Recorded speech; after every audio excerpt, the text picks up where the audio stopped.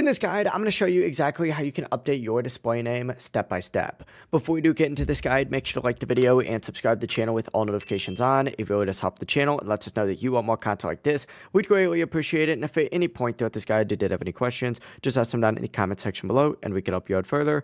I'm going to be doing my best to reply to every single comment down there. Now, quick heads up before we do start, on PC, this will directly change your in-game name, and on consoles, this is going to change your Epic Games display name, not your PlayStation, Xbox, or Switch username, but let's go ahead and jump in. The first thing that you need to do is actually open up a web browser of your choice, either on the same platform or on a different platform, and just search for epicgames.com. Once you get signed into epicgames.com, or once you get on epicgames.com, select your name up at the very top. If you do see sign in, go ahead and sign in first, and then select your name up at the top, and then hit account to take you to your account settings.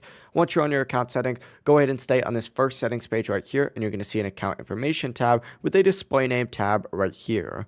Click on this little pencil icon, and what this is going to do is going to take you to a page that says update your display name. Go ahead and obviously update your display name right here by typing in that new name just like so. From here, tick this little box that says you understand that you won't be able to change it again for 2 weeks. And then, of course, go ahead and hit continue. And obviously, if the display name that you put in is not been used, it'll go ahead and allow you to go through with it. If you're on PC, once again, this is going to update your in-game name, but if you're on PlayStation, Xbox, or Switch, your in-game name will show your console username still. If you guys did have any questions, just ask them down in the comment section below, and we can help you out further. I'm going to be doing my best to reply to every single comment down there. Before you do leave this guide, make sure to like the video and subscribe to the channel with all notifications on. It really just helps out. Lets us know that you want more content like this. We'd greatly appreciate it. Have a great rest of your day, though. Peace.